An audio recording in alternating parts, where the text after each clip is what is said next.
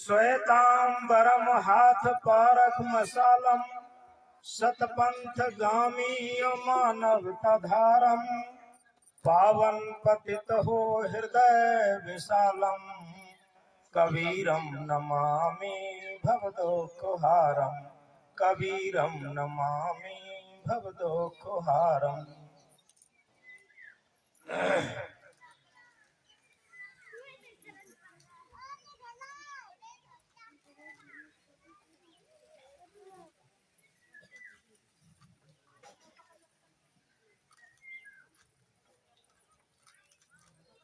संत सम्राट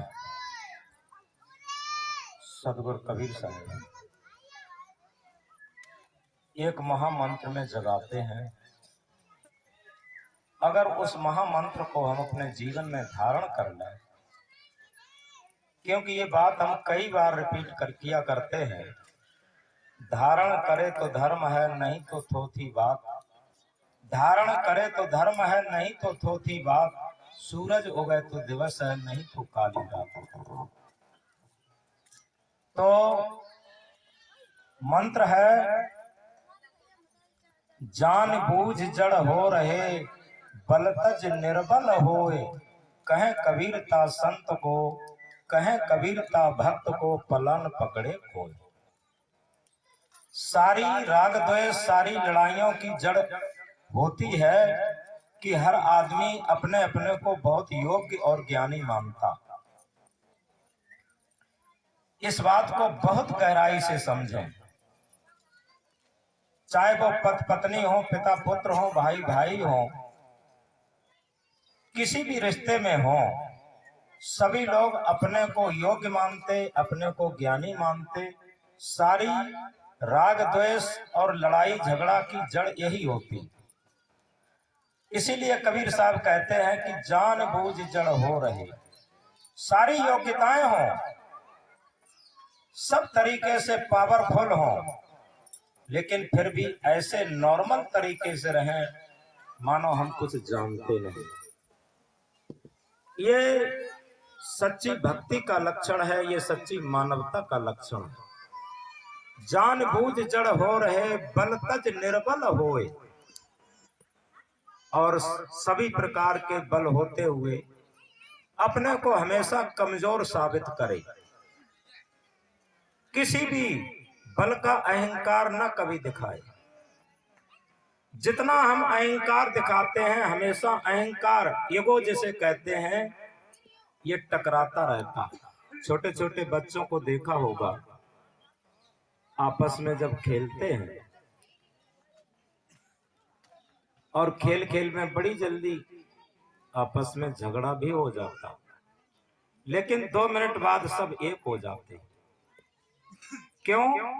उनमें अहंकार पैदा नहीं हो पाया। बच्चों का अंतःकरण निर्मल है, पवित्र है, उनमें अहंकार पैदा नहीं हो पाया, तो बड़ी जल्दी थोड़ी देर में लड़ाई हुई और थोड़ी देर में वही प्रेम फिर आ जाता। तो इस तरीके से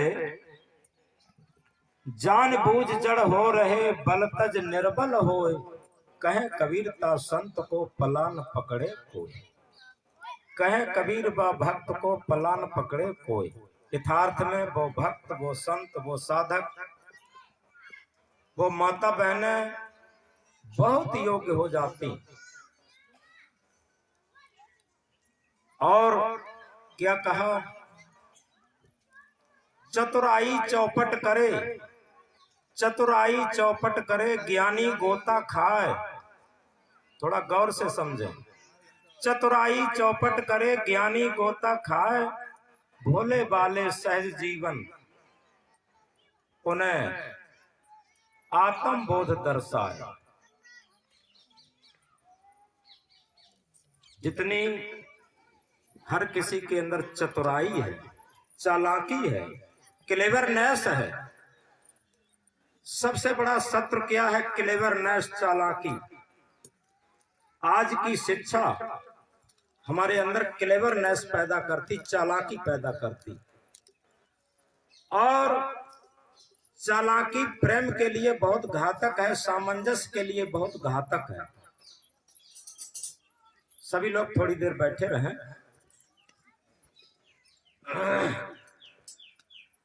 अभी बैठे रहें थोड़ी देर। अभी संतों की पूजा होगी, आरती होगी, प्रसाद वितरण होगा।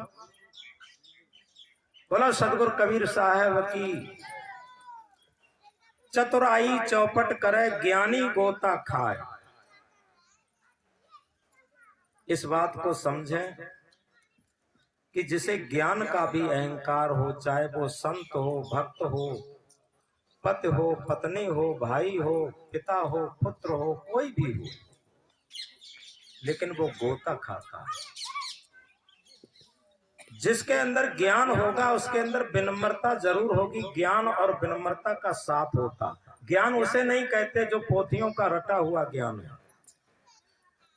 सदगुरु कबीर देव ने कहा, क्षुद्र ज्ञान रसभोग करावे, अनुभव ज्ञान है योगी। क्षुद्र ज्ञान रसभोग करावे, अनुभव ज्ञान है योगी। उग्र ज्ञान सदगुरु का ना योगी ना भोगी। क्षुद्र ज्ञान जो इंद्रियों तक सीमित ज्ञान है, वो क्षुद्र ज्ञान, वो रसभोग कराता। और अनुभव ज्ञान है योगी। अन माने पीछे, भव माने उत्पन्न, किसी क्रिया के पीछे उत्पन्न ज्ञान होता है, उसे योगी ज्ञान कहते। लेकिन सदगुरु कबीर साहब का क्षुद्र ज्ञान रसभोग करावे, अनुभव ज्ञान है योगी। उग्र ज्ञान सदगुरु का ना योगी ना भोगी, यानी स्वयं प्रस्फुटित ज्ञान, जो जिसे सेल्फ नॉलेज भी कहा, जिसे आत्म ज्ञान भी कहा, जिसे विवेक ज्ञान भी कहा, ये अंदर से प्रस्फुटित होता। तो देखो किस तरीके से विवेक ज्ञान प्रस्फुटित होता है। एक बच्चा था और उसका पिता रोज उसे गाली देता था। हर बात पर कहता था, उल्लू के पट्टे, सुअर के बच्चे।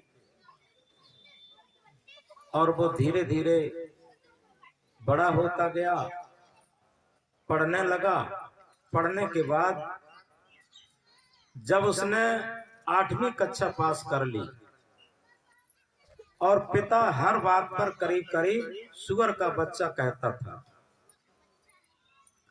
8वीं क्लास करने के बाद वो किसी कस्बा में, किसी शहर में एडमिशन लेने के लिए 9th में गया।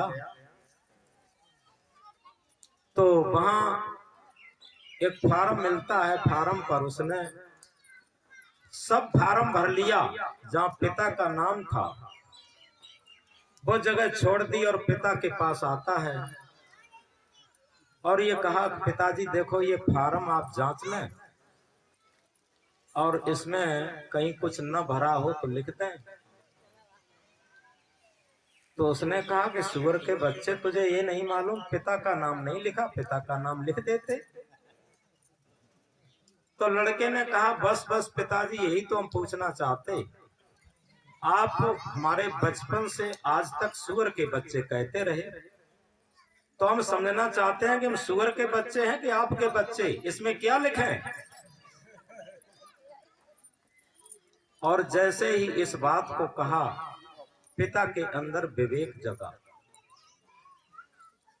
देखो बच्चे की उस बात की चोट ने पिता के अंदर विवेक जगा दिया कि हमारा बच्चा क्या कहता है कि सुअर, इसमें हम पिता की जगह पर सुअर लिखें। आप रोज रोज सुअर के बच्चे कहते थे, क्या लिखें।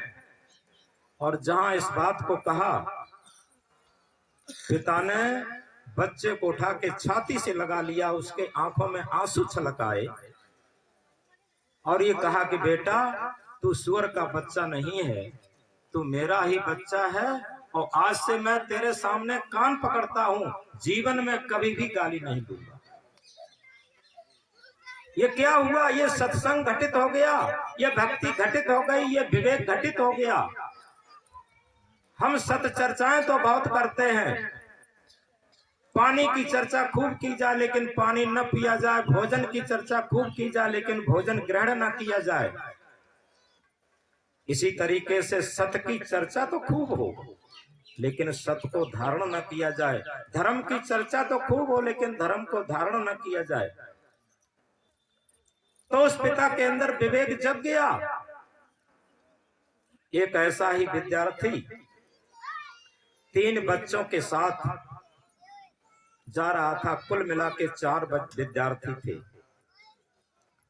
आखिर विद्यालय से पढ़कर के लौट रहे थे, छुट्टी हो गई थी। उन विद्यार्थियों में से एक विद्यार्थी ने पूछा कि भैया एक बात बता, तू पढ़ लिख करके क्या बनेगा? एक विद्यार्थी ने कहा कि हम पढ़ लिख करके डॉक्टर बनेंगे क्योंकि मेरे पिताजी डॉक्टर हैं। एक विद्यार्थी दूसरे से पूछा, उसने कहा कि भैया तुम क्या बनोगे?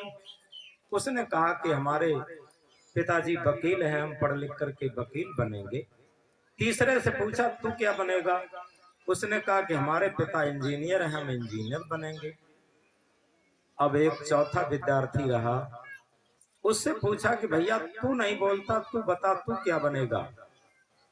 अब वो चुप हो गया। अब विद्यार्थी तो विद्यार्थी है। तीनों ने मिलकर पूछा भैया सबने बताया, तू क्यों नहीं बोलता? अब जितना वो पूछ रहे हैं उतना वो गमगीन होता जा रहा है, दुखी होता जा रहा है और ज्यादा पूछने पर उसके आंखों से आंसू छलकने लगे, रोने लगा। और जैसे ही रोने लगा वो तीनों विद्यार्थी उससे अलग हट गए और वो बहुत रो रो करके बुरा हाल होता हुआ वो घर आया।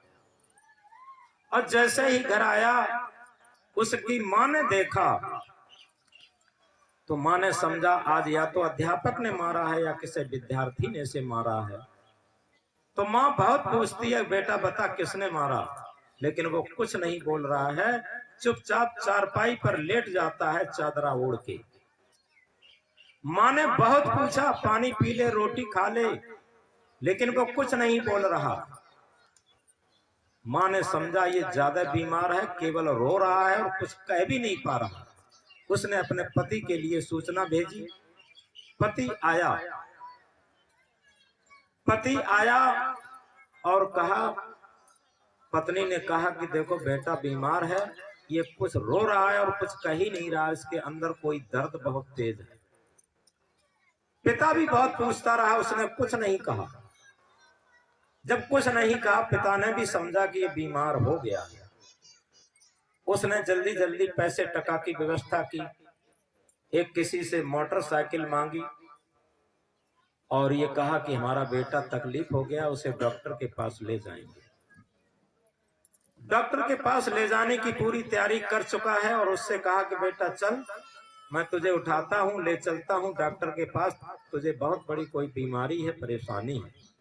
और जैसा ही ले चलने को हुआ वो बेटा एकदम टिटकारी फोड़ करके रोने लगा और ये कहने लगा कि मैं बीमार बिल्कुल नहीं हूं, और रो रहा है कि मैं बीमार बिल्कुल नहीं हूं। तो पिता ने कहा जब बीमार नहीं है तो क्यों रो रहा है, बात क्या है?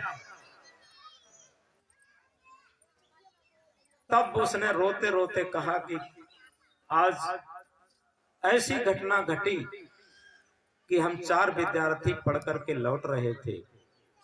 एक विद्यार्थी ने एक विद्यार्थी से पूछा भैया तू पढ़ लिख करके क्या बनेगा?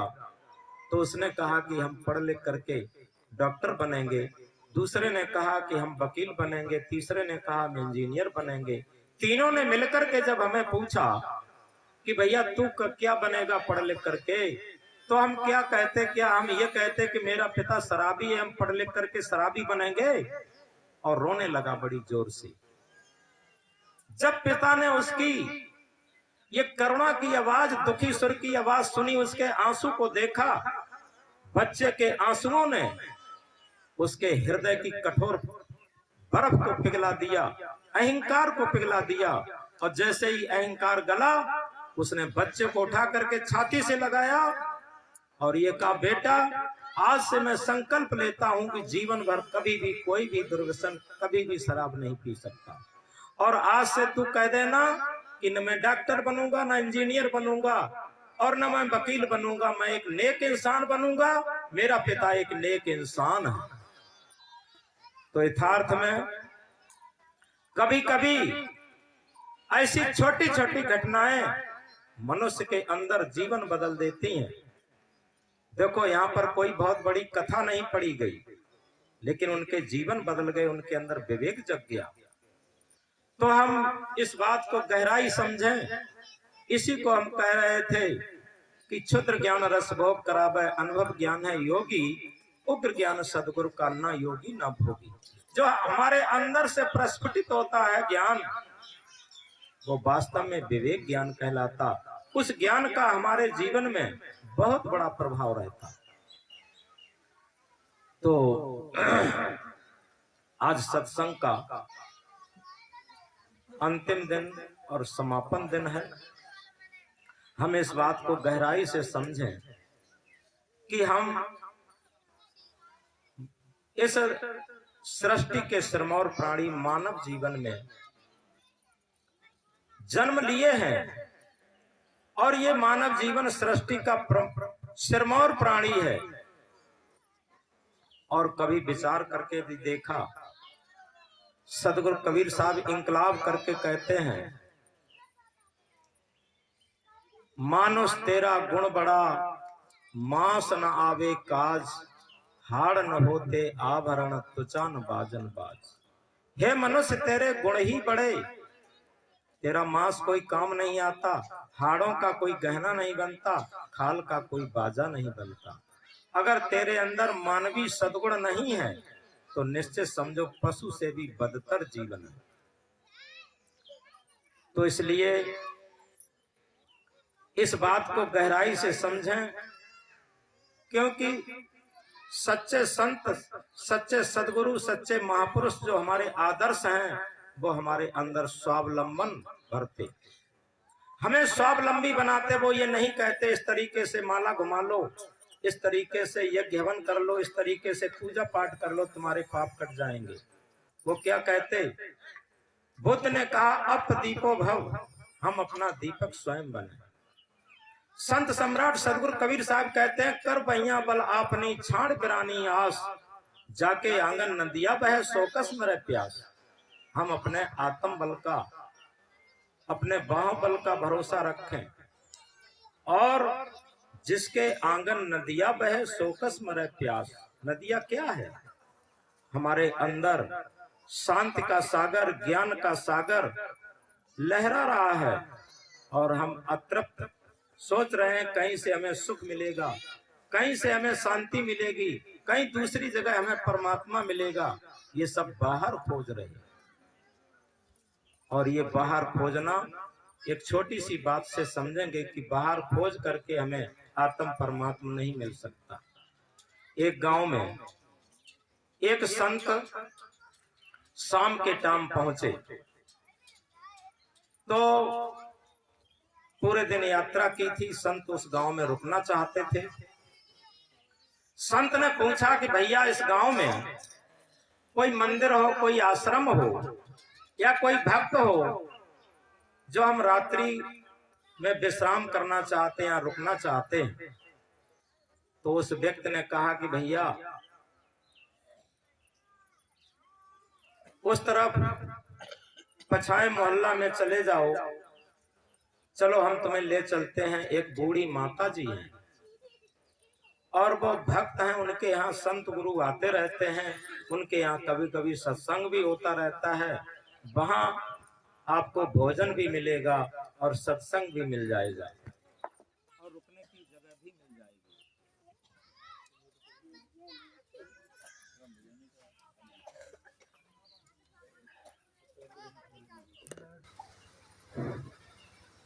बोलो सदगुरु कबीर साहब की। तो वहां आपको भोजन भी मिलेगा और सत्संग भी मिलेगा। तो वो व्यक्ति ले जा करके उस बूढ़ी माँ जो भक्तमती माता थी उनके यहाँ पहुंचा देता है। माता जी ने जैसे ही संत को आते देखा, बड़ी गदगद हो गई, प्रसन्न हो गई, और प्रसन्न होकर के कहा कि महाराज जी पधारिए, हमारा बड़ा सौभाग्य है कि आपने स्वयं कृपा करके दर्शन दिए और उनको तुरंत पानी दिया, जलपान दिया और इसके बाद कहा कि अभी आपके लिए हम भोजन बना रहे हैं। माता जी ने तुरंत साधु के लिए भोजन बनाया और भोजन बनाने के बाद साधु जी से निवेदन किया कि महाराज आप भोजन पाइए। साधु ने कहा कि माता जी सबसे पहले हम अपने ठाकुर जी का भोग लगाएंगे, इसके बाद भोजन पाएंगे। तो माता जी ने थोड़ा भोजन उन्हें परोस दिया थाली में। उन्हें अपने जिस तरीके से भोग लगाना था, जो कुछ करना था वो किया, इसके बाद भोजन किया। भोजन करने के बाद माता जी ने भोजन किया। माता जी मन मन में सोच रही हैं कि इन साधु को कैसे जगाएं। माता जी क्या करती हैं, घर के बाहर गली में एक बिजली का खंभा था, उस पर एक बल्ब जल रहा था। अंधेरा हो चुका था। उस बिजली के खंभे के नीचे बल्ब की रोशनी में वो जमीन पर कुछ हाथ से खोजने लगी। इधर से उधर खोज रही हैं, इधर से उधर खोज रही हैं, ढूंढ रही हैं। कुछ बहुत देर हो गई ढूंढते ढूंढते। साधु ने कहा, अरे माता जी बहुत देर हो गई, हम समझते थे कोई भजन कीर्तन होगा, सत्संग होगा, तुम पता नहीं क्या ढूंढ रही हो, वहां गली में क्या खो गया है। माता जी ने कहा कि साधु जी हमारी एक छोटी सी कपड़े सिलने की सुई थी, अब वो कमरे के अंदर खो गई है। उसे हम घर से बाहर गली में लगे हुए बिजली के खंभे के नीचे इस रोशनी में ढूंढने के लिए निकली हूं, अपनी सुई खोज रही हूं। साधु जी ने कहा कि माता जी क्या तुम्हारा दिमाग तो पागल नहीं हो गया। माता जी ने कहा क्यों? अरे जो चीज जहां खोई है वहीं ढूंढी जाए। सुई खोई है कमरे के अंदर, तुम बाहर ढूंढ रही हो। माता जी ने कहा साधु जी हम ही पागल नहीं है, हमें लगता है तुम भी तो पागल हो। साधु ने कहा कैसे, हम कैसे पागल? माता जी ने कहा निज से पृथक दृश्य जड़ में, निज से पृथक दृश्य जड़ में भगवान खोज से मिल जाए, भगवान खोज से मिल जाए तो निश्चित है साधु जी मेरी सुइया भी बाहर मिल जाए। क्या कहा?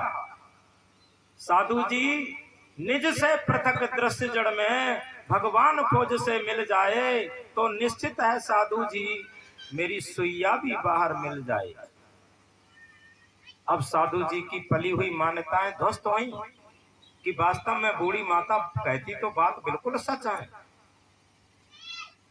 क्योंकि वेदों से लेकर के, शास्त्रों से लेकर के, उपनिषदों से लेकर के, गीता रामायण भागवत से लेकर के जितने भी ग्रंथ हैं सब अंदर ही आत्मा को ही ब्रह्म, आत्मा को ही परमात्मा बताते।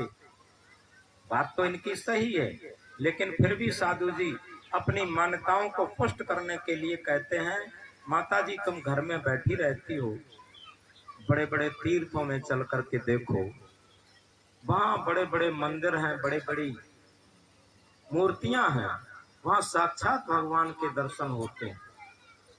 माता जी क्या कहते हैं? माता जी ने कहा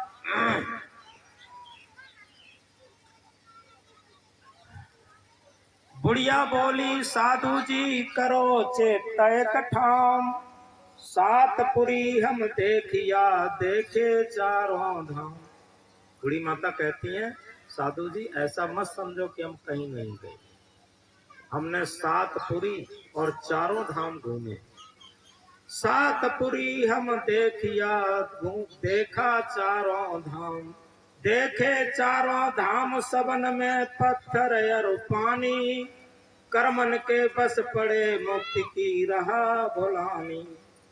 चलत चलत पग थके छीन भई अपनी काया, काम क्रोध नहीं मिटे बैठ कर बहुत नहाया।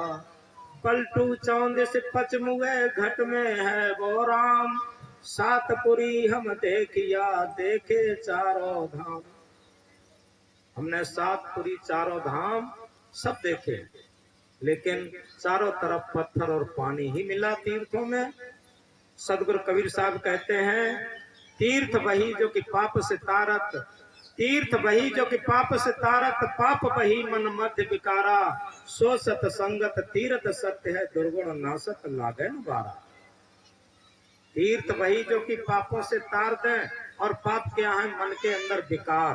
पाप कहीं चमड़ी में नहीं लगे हैं जो हम चमड़ी को धो धो करके पापों को छुड़ा लें। हमारे मन में जो विकार है, अंतःकरण में जो विकार है, वही तो सच्चे पाप है।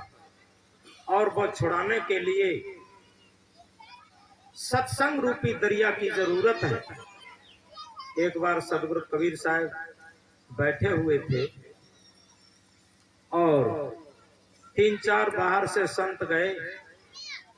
कबीर साहब से साहेबंदगी करके कहा कि साहब, बहुत बड़ा कुंभ मेला लगा है और आप चलते उस तीर्थ में तो बड़ा अच्छा लगता, सभी लोग मिलजुल करके तीर्थ करने के लिए चलते।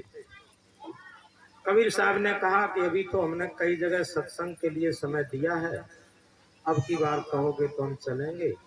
ऐसा करो कि हमारे पास एक तुमड़ी है।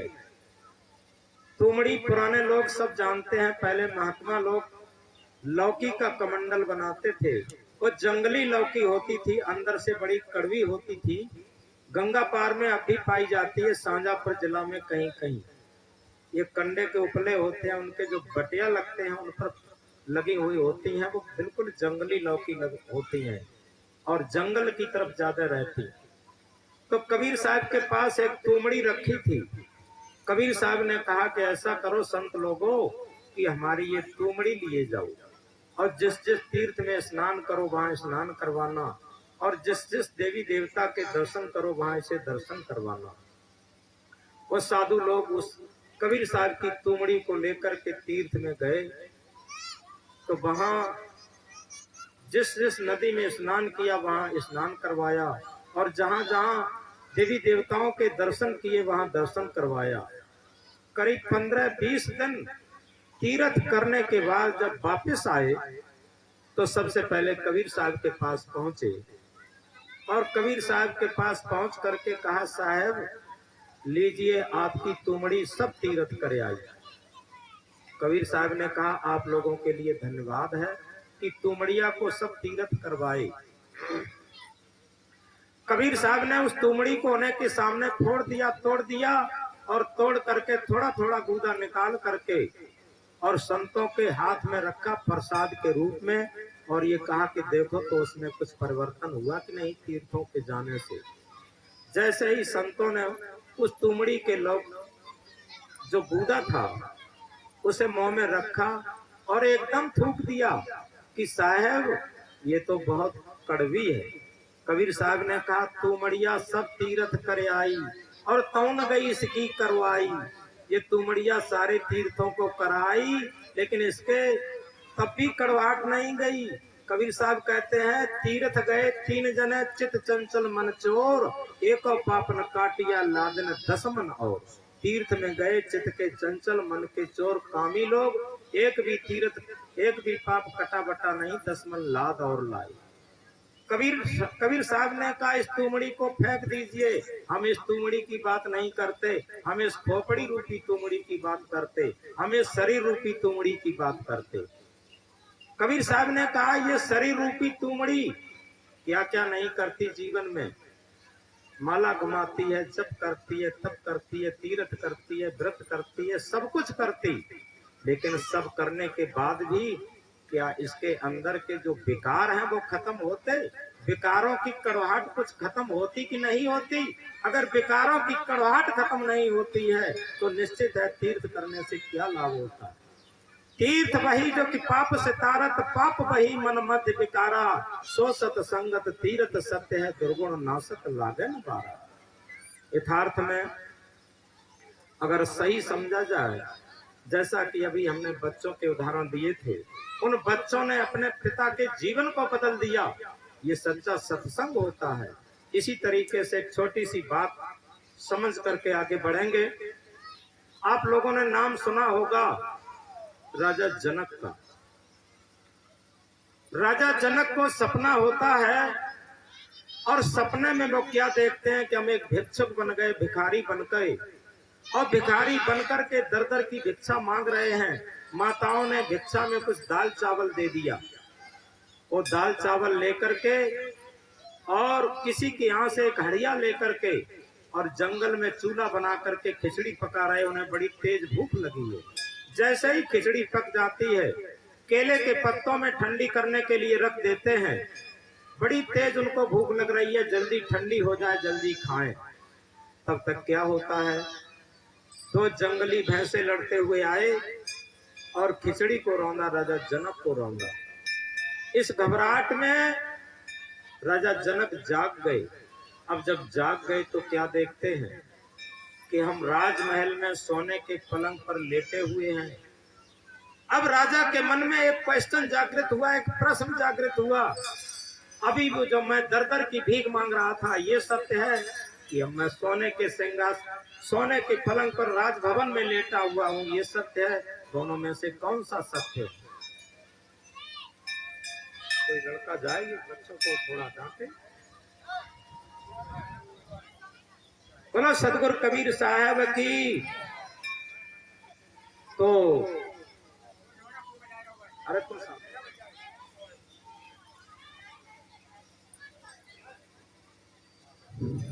तो राजा के मन में जब ये क्वेश्चन, ये प्रश्न जागृत हो गया, तो सबसे पहले सुबह को मंत्रिमंडल के सामने ये प्रश्न रखा। मंत्रियों ने कहा कि सरकार, ये हम प्रश्न का उत्तर नहीं जानते, ये तो कोई शास्त्र ज्ञानी विद्वान लोग ही दे सकते। अब क्या था, उन्होंने ढिंढोरा पिटवा दिया पूरे अपने राज्य में कि जो कोई भी मेरे प्रश्न का उत्तर देगा उसे हम आधा राज दे देंगे। अब बड़े बड़े पंडित, बड़े बड़े मुल्ला मौलवी, बड़े बड़े शास्त्री आचार्य, वहां विद्वान लोग राजा के प्रश्न का उत्तर देने लगे, क्योंकि आधा राज मिलने की बात है। लेकिन जब सही उत्तर नहीं मिल पाता तो राजा जनक सबको नजर कैद कर देते कि यहीं भोजन करो, यहीं भजन करो, जब तक सच्चा उत्तर नहीं मिलेगा तब तक आपको छुट्टी नहीं मिलेगी। क्या था, एक अष्टावक्र। अष्टावक्र, वक्र कहते हैं टेढ़े को, अष्टा कहते हैं 8 अंगों से। जो 8 अंगों से टेढ़ा मेढ़ा बालक किशोरावस्था में वो अपने साथियों के साथ कुछ ज्ञान की बातें कर रहा था। उसके साथियों ने कहा, अष्टावक्र तुम बहुत बड़े ज्ञानी बनते हो। अष्टावक्र के पिता थे कहोड़ मुनि। तुम्हारे पिता कहोड़ मुनि तो राजा जनक की कैद में विद्वानों के साथ बंद हैं, तुम बहुत बड़े ज्ञानी बनते हो। अष्टावक्र ने जैसे ही सुना, वो अपनी माँ के पास आया और माँ के पास आते ही अष्टावक्र ने पूछा, माँ क्या पिताजी राजा जनक की जेल में नजर कैद हैं विद्वानों के साथ?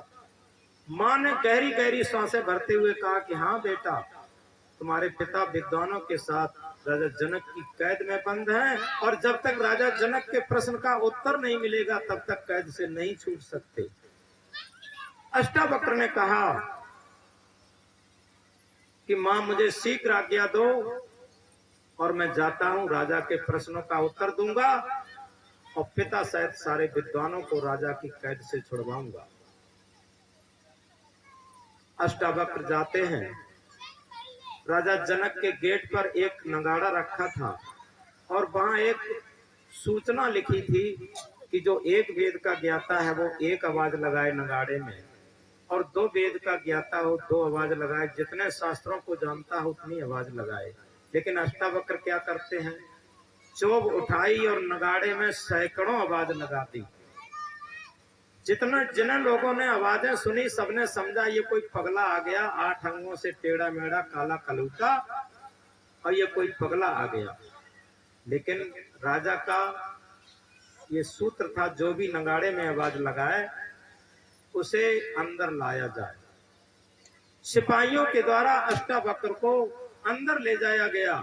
और जैसे ही वो विद्वान सब लोग देख रहे थे अब कि कौन सा विद्वान आया है जिसने सैकड़ों आवाज लगाई, और जैसे ही अष्टावक्र को आते देखा, सारी विद्वानों की भीड़ हंसने लगी अष्टावक्र को देख करके। जब सारे विद्वानों की भीड़ हंसने लगी तो यहाँ पर मेन बात यह है, जब सारे विद्वानों की भीड़ हंसने लगी तो अष्टावक्र खींचे नहीं। एक आदमी पर बहुत लोग हंसे तो वो आदमी खींच जाएगा। अष्टावक्र खिलखिला के हंस पड़े।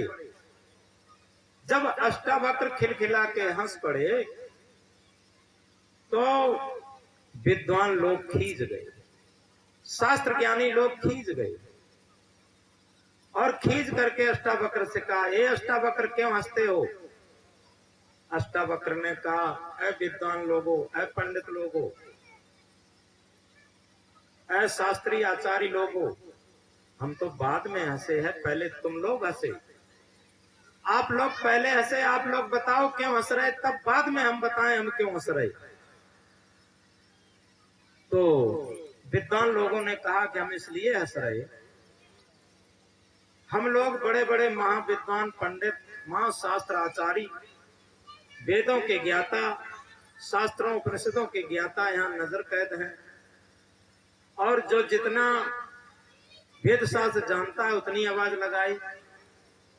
लेकिन तुम आए, तुमने सैकड़ों आवाज लगाई नगाड़े में। दूसरी बात, 8 अंगों से टेढ़े मेढ़े काले कलूटे, और राजा के प्रश्न का उत्तर देने की हिम्मत करके आए, इसलिए मुझे हम लोगों को हंसी आ गई। और अब बताओ तुम क्यों हंसे? अष्टावक्र से कहा।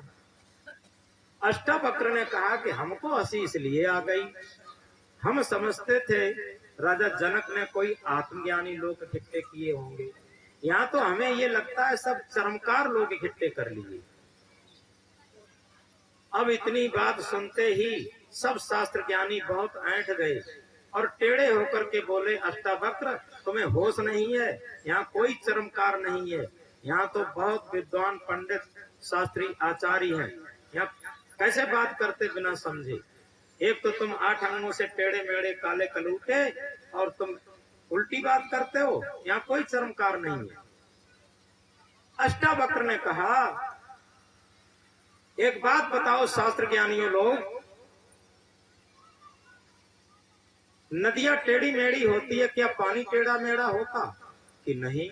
गन्ना टेढ़ा मेढ़ा होता, क्या रस भी टेढ़ा मेढ़ा होता कि नहीं? उन्होंने कहा कि गाय काली पीली सफेद लाल होती है, क्या दूध भी काला पीला सफेद लाल होता कि नहीं? अष्टावक्र ने कहा कि ये शरीर टेढ़ा मेढ़ा काला गोरा नाटा लंबा, ये शरीर हो सकता है, क्या आत्मा भी काली गोरी लंबी टेढ़ी मेढ़ी होती? एकदम सारे विद्वान चुप हो गए और आंखें नीचे को लटका गई। अरे तुम लोग इस चमड़े की तो परख करते हो, इस हड्डी मांस पुतले की ही तो परख करते हो, इसीलिए तो चरमकार हो। तुम शरीर कहाँ, तुम तो शरीर देख रहे, तुम आत्मा को कहाँ देख रहे? आत्मा किसी की टेढ़ी मेढ़ी लंबी नाटी काली गोरी नहीं हो सकती, आत्मा तो सब में एक तरीके की होती है। इसलिए हमें हंसी आ गई, हम सोच रहे थे राजा जनक ने कोई आत्मज्ञानी लोग इकट्ठे किए होंगे, यहाँ तो सब चरमकार इकट्ठे कर लिए। अब सन्नाटा छा गया विद्वानों में, कोई भी कुछ नहीं बोल रहा। इसके बाद अष्टावक्र ने राजा जनक को फटकारा कि कहाँ राजा जनक, और क्या उसका प्रश्न जिसके लिए ये सारे विद्वान नजर कैद किए। जनक भी समझा कि अब की कोई असली विद्वान आ गया। जनक ने अपने सिंहासन पर आसन दिया अष्टावक्र को और ये कहा कि महाराज, मेरा प्रश्न ये है कि एक दिन मैं राजमहल में सोने के पलंग पर सोया हुआ था और सपने में मैं देख रहा हूँ कि मैं भिक्षुक बन गया, भिखारी बन गया और दर-दर की भीख मांग रहा, और दर-दर की भिक्षा में माताओं ने कुछ दाल चावल दे दिया। एक जगह से हड़िया लेकर के मैंने खिचड़ी पकाई जंगल में, और वहां कोई बर्तन नहीं था, तो केले के पत्तों में ठंडी करने के लिए परोसी। मैं भूख से तड़प रहा था, तब तक जंगली भैंसे लड़ते हुए आए, खिचड़ी को भी रौंदा, हमें भी रौंद दिया। इसी घबराहट में हम जाग गए, तो जागे तो देखते क्या है कि राजमहल में सोने के पलंग पर लेटे हुए हैं। अब मेरा प्रश्न ये है कि जो सोने के पलंग पर राजमहल में लेटे हुए हैं, ये सत्य है या दर दर की भिक्षा मांग रहे थे भिक्षुक बनकर के, वो सत्य है? अष्टावक्र ने कहा, तुम्हारा प्रश्न, तुम्हारा क्वेश्चन सब समझ में आ गया, लेकिन एक बात बताओ, इस प्रश्न के उत्तर के बदले में दक्षिणा रूप में क्या दे रहे हो? तो राजा जनक ने कहा, महाराज मैं अपना आधा राज दे रहा हूं। अष्टावक्र ने कहा, राजन होश में आओ, तुम्हारा प्रश्न है, तुम्हारा क्वेश्चन है, और तुम अपनी वस्तु दो। ये राज तुम्हारा नहीं है, ये तुम्हें अपने पुरखों से उत्तराधिकार में मिला, ये तुम्हारा नहीं है, इसमें तुम्हारा कुछ भी नहीं। अपनी वस्तु दो जो तुम्हारी वस्तु हो। अब राजा जनक का अहंकार गला। एक बात बताएं यहाँ पर, बहुत मोस्ट इंपोर्टेंट, बहुत महत्वपूर्ण। कबीर साहब ने जिसे कहा, जहां ग्राहक ता हूं नहीं, होता ग्राहक न, सत्य गलियत सांकरी, भक्त गलियत सांकरी, प्रेम गलियत सांकरी, ता मैं दोय न समा। जहाँ जिज्ञासु की भावना होती है वहाँ अहंकार की भावना नहीं होती, और जहाँ अहंकार की भावना होती है वहाँ सच्चे जिज्ञासु, सच्ची भक्ति भावना नहीं होती। अष्टावक्र रूपी गुरु जनक रूपी शिष्य का अहंकार गला रहे हैं। उन्होंने कहा, अपनी वस्तु तो। अब राजा जनक विचार करता है कि जब राज्य नहीं है तो मेरी क्या वस्तु रही, क्योंकि मेरे पास जो होता है उसी का तो अहंकार होता है।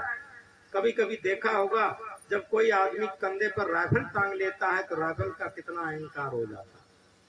इसी तरीके से राजा जनक का अब अहंकार गल रहा है।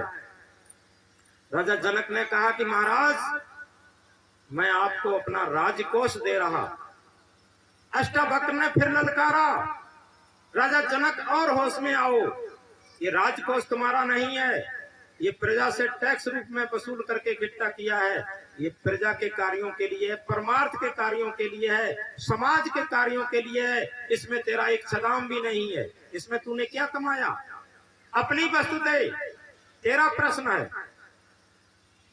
अब राजा जनक बहुत घबराया और अंदर से विचार भी जग रहा है, उसका विवेक भी जग रहा है। जैसे जैसे आदमी का अहंकार गलता है वैसे उसके अंदर विचार और विवेक जगता है। राजा जनक विचार करके कह रहा है, जब राज मेरा नहीं है, राजकोष मेरा नहीं है, अब मेरे पास आखिर बचा ही क्या है?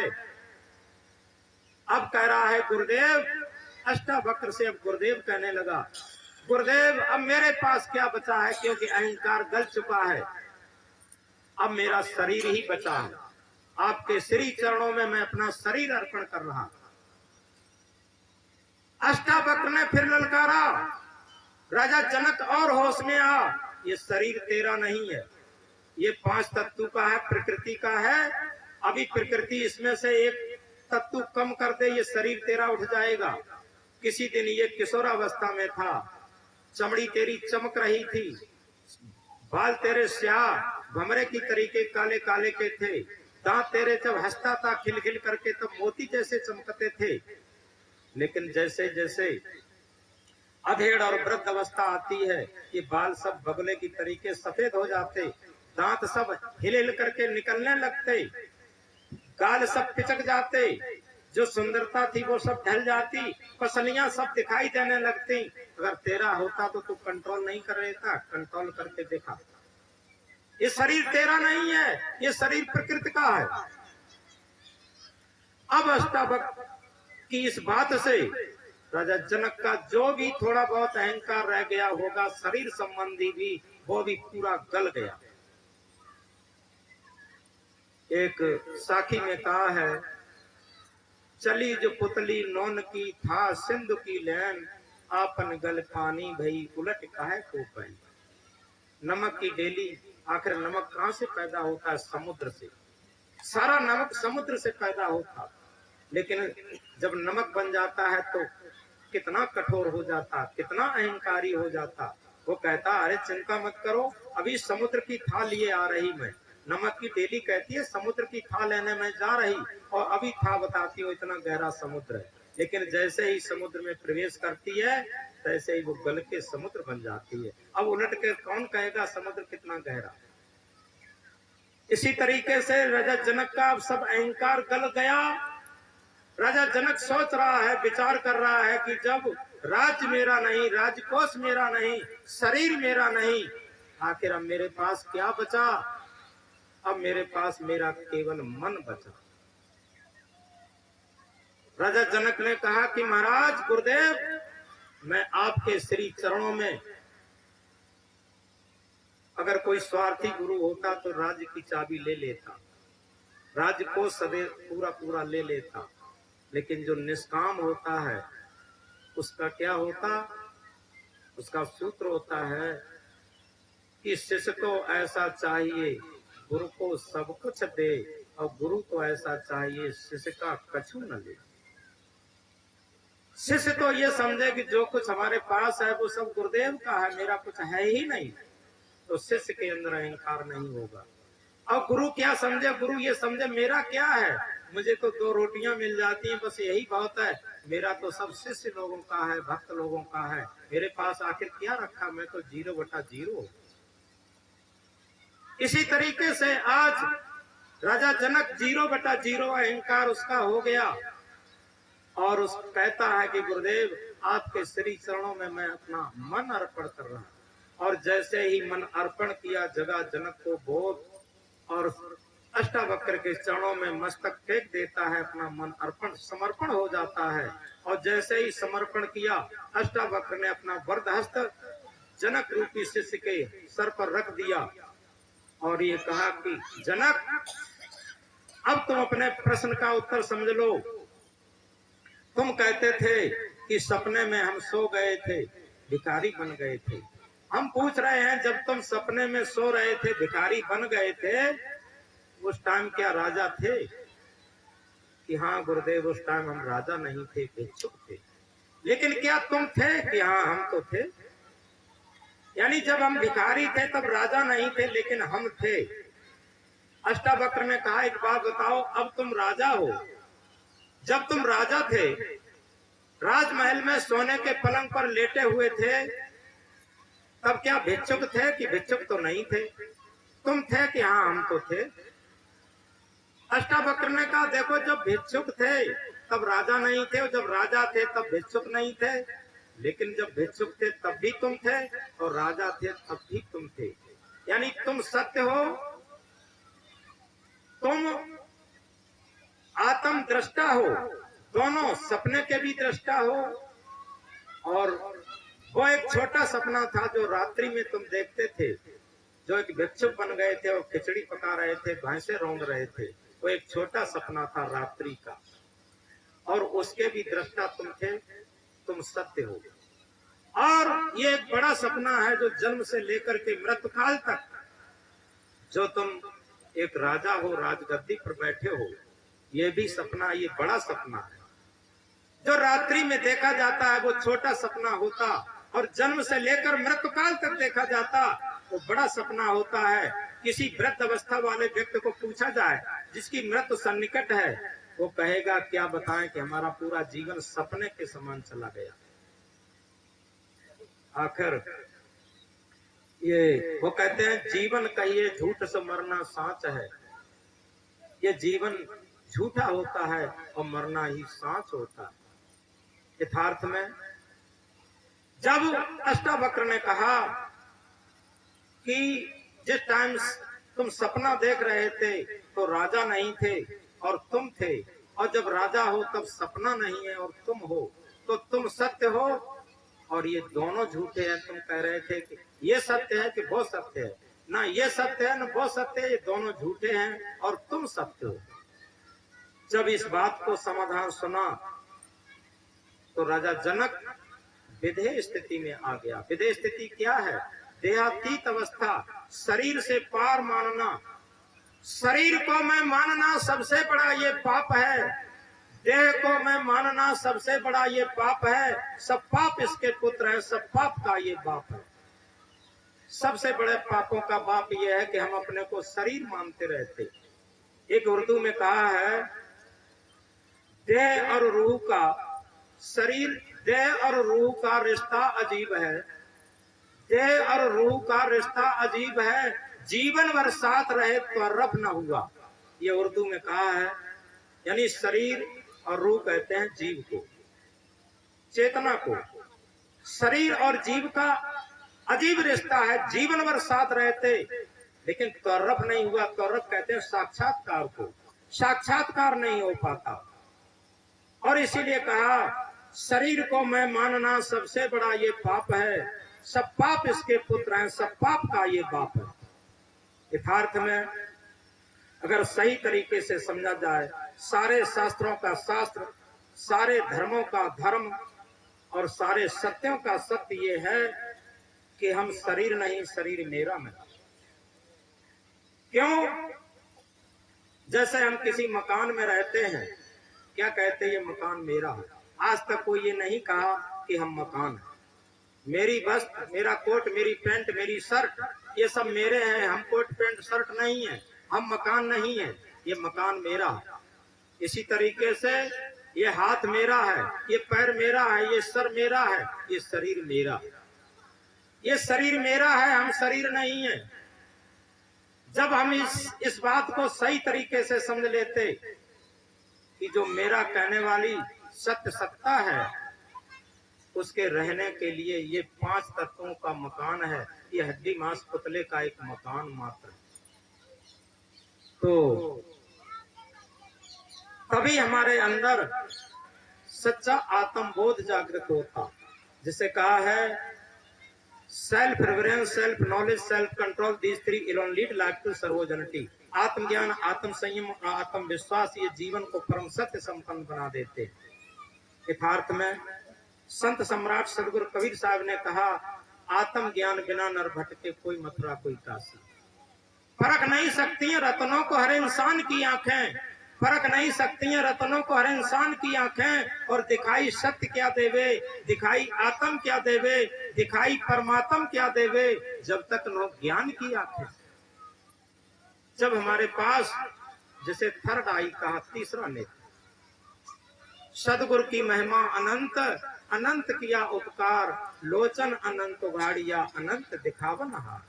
सच्चा सदगुरु क्या करता है, हमारे अंदर बैठे हुए जो आत्मा रूपी गुरु है उसे जगाने का काम करता, हमारे अंदर थर्ड आई, तीसरा नेत्र प्रस्फुटन करने का काम करता। और उसी से, क्यों वो कहते हैं, इन आंखों से हर नहीं दिखे नैन तीसरा खोल, प्यारे सदगुरु सदगुरु बोल। इन आंखों से जो कुछ भी दिखाई देता वो आदि अंत सहित दिखाई देता। जो अनंत का दर्शन है, अनंत का साक्षात्कार है। अनंत किसे कहते हैं, जिसका न कोई आदि हो न अंत हो। वो क्या है, वो हमारे अंदर जो सत्य विराजमान है। तो उस सत्य को साक्षात्कार के लिए हमें अनंत नेत्र की जरूरत है, जिसे थर्ड आई कहा, जिसे सेल्फ नॉलेज कहा, और जिसे कबीर साहब की भाषा में कहा, आत्म ज्ञान बिना नर भटके कोई मथुरा कोई काशी। तो इस तरीके से राजा जनक को इस तरीके से आत्म ज्ञान देकर के अष्टावक्र ने बता दिया। और समय भी बोल चुका है, सत्संग का समापन दिन भी है। हम कह रहे थे कि शरीर को मैं मानना सबसे बड़ा ये पाप है, सब पाप इसके पुत्र हैं, सब पाप का ये बाप है। अगर नित्य हम सुबह को या शाम को अपने बिस्तर पर बैठ करके एक मंत्र को स्मरण करें, ये हम मंत्र दोहराएंगे तो आपको इतनी जल्दी दृष्टा अभ्यास का बोध होगा, आप शरीर से हटकर के अपने आत्म बोध में उतरना शुरू हो लेंगे बहुत जल्दी। सारे शास्त्रों से अलग ये ऐसा मंत्र होगा जो हमें अपनी आत्मा का बोध कराएगा। सभी लोग कहेंगे, अहम शुद्ध चैतन्य ज्ञान स्वरूपम, शुद्ध चैतन्य ज्ञान स्वरूपम अजरहम अमरहम अखंडम अनूपम अजरहम अमरहम अखंडम अरूपम अहम शुद्ध चैतन्य ज्ञान स्वरूपम अहम शुद्ध चैतन्य ज्ञान स्वरूपम अजरहम अमरहम अखंडम अनूपम अजरहम अमरहम अखंडम अरूपम। इस मंत्र को अगर आंख बंद करके एकाग्र होकर के जब हम पढ़ेंगे तो क्या होगा कि हम शुद्ध चैतन्य हैं, ज्ञान स्वरूप हैं, अजर अमर अखंड अविनाशी हैं। पता लग जाएगा कि हम शरीर नहीं है, शरीर मेरा नहीं है, प्रकृति का है। और इस शरीर से हटकर के, शरीर और संसार से हटकर के अपना आत्म बोध जागृत हो जाएगा बहुत जल्दी। तो इसलिए अंत में एक बात कह करके बात को बंद करते, झांक रहे सब इधर उधर, झांक रहे सब इधर उधर, अपने अंदर झांके कौन। पति पत्नी की तरफ झांक रहा है, इसकी गलतियां क्या हैं। पत्नी पति की तरफ झांक रहा है, पति कहीं देर से क्यों आ रहा है, इसका कहीं प्रेम तो नहीं चल रहा। झांक रहे सब इधर उधर, अपने अंदर झांके कौन। दुनिया सुधरे सब चिल्लाते, दुनिया सुधरे सब चिल्लाते, निज को आज सुधारे कौन। दुनिया सुधरे सब चिल्लाते, निज को आज सुधारे कौन। पर उपदेश कुशल बहु तेरे, पर उपदेश कुशल बहु तेरे, निज पर आज विचारे कौन। हम सुधरेंगे जग सुधरेगा, हम सुधरेंगे जग सुधरेगा, इतनी सी बात विचारे कौन। हम सुधरेंगे जग सुधरेगा, इतनी सी बात विचारे कौन। जिंदगी जीने का मकसद खास होना चाहिए, जिंदगी जीने का मकसद खास होना चाहिए। अपने आप पर विश्वास होना चाहिए, अपने आप पर विश्वास होना चाहिए। जिंदगी में खुशियों की कोई कमी नहीं होती, जिंदगी में खुशियों की कोई कमी नहीं होती, मगर जीने का सही अंदाज होना चाहिए, मगर जीने का सही अंदाज होना चाहिए। जीने का सही अंदाज क्या है।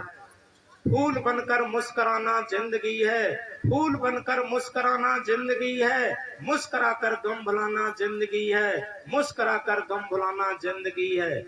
जीत कर मुस्कुराए, जीत कर मुस्कुराए तो क्या हुआ, जीत कर मुस्कुराए तो क्या हुआ। हार कर भी मुस्कुराना जिंदगी है, हार कर भी मुस्कुराना जिंदगी है। क्योंकि दुनिया से मैं हारा तो आया गुर के द्वार, दुनिया से मैं हारा तो आया गुर के द्वार। कौन नहीं हारा। ध्रुव जब दुनिया से हारा तपस्या के लिए निकला, प्रहलाद जब हारा, मीरा जब हारी, सबरी जब हारी, सहजो जब हारी, बुद्ध जब हारे, महावीर जब हारे, जितने महापुरुषों को आज हम जानते हैं ये सब संसार से हार करके आए। और दुनिया से जब मैं हारा तो आया गुरु के द्वार, यहाँ से जो मैं हारा तो कहाँ जाऊंगा सरकार। यथार्थ में समझें, ये एक सदगुरु का दरबार, एक वो दरबार है जहाँ इस दरबार में दुख दर्द मिटाए जाते हैं। यथार्थ में यहाँ गरीबों को भी दिल से लगाया जाता है। तो इसलिए बहुत अधिक न कह करके हम याद रखें, हमने शुरू में एक बात कही थी, बहुत मोस्ट इम्पोर्टेंट थी। अगर परिवार में सब लोग धारण कर लें कि हम एक बच्चे से भी हारना सीख लें, उसी लक्ष्य पर बात चली है। क्या मैंने कहा था, हमने कहा था जान बूझ जड़ हो रहे बल तज निर्बल होए, कहें कबीरता भक्त को फला न पकड़े कोई। सबल क्षमी निगर्भ धनी, यानी हर तरीके का बल हो, पूर्ण पावरफुल हो हर तरीके से, लेकिन क्षमावान हो। सबल क्षमी निगर्भ धनी, यानी सब तरीके से धनी हो लेकिन गर्व न हो, घमंड न हो, अहंकार न हो। सबल क्षमी निगर्भ धनी कोमल विद्यावंत, सब कुछ ज्ञान हो, जितना भी शास्त्रों का ज्ञान हो सब उसके पास हो, लेकिन कोमल इतना हो कि हम कुछ नहीं जानते। कोमल विद्यावंत, सबल क्षमी निगर्भ धमी धनी कोमल विद्यावंत भव में भूषण तीन है और सब अनंत। ये भव के इस भव सागर के तीन भूषण हैं। अगर तीनों भूषण को हम धारण कर लें तो वास्तव में हम जीवन में हमारा मंगलमय विधान हो जाएगा। तो इसलिए हम यहाँ के जो हमारे पूर्व महंत परम श्रद्धेय श्री गुरुशरण साहिब जी, जिन्होंने आश्रम की स्थापना की थी, और खुशी ये है कि आज महंत श्री प्रकाश साहिब जी यहाँ विराजमान हैं और इसी के साथ भक्त लोगों का पूरा सहयोग चल रहा है। इसकी आधी बाउंड्री होनी है, वो भी शायद किसी टाइम हो जाएगी। और धीरे धीरे सब कुछ होता है, धीरे धीरे धीरिया धीरे सब कुछ होए, माली सींचे 100 घड़ा ऋतु आए फल हो। तो इस तरीके से आज का सत्संग यहीं पर समाप्त होता है। सबसे बड़ी बात यह है, जो वेदराम जी ने सत्संग का आयोजन रखा, उनके परिवार को देख करके बड़ी खुशी हुई। उनके